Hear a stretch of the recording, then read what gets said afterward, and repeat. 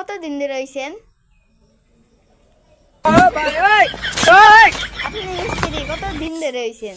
আমি মিস্ত্রি হয়েছি।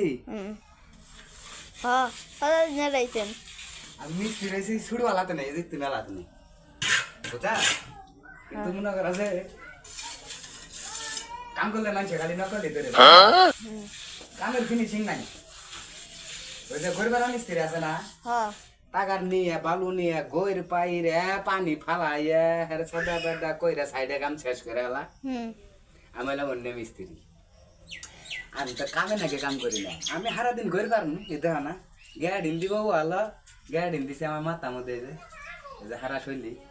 এখন যদি কোনো একটা মালিক আয় দেখে যে আমি কালু তো আসছে কাম করে বাসায় লাইছে, কিন্তু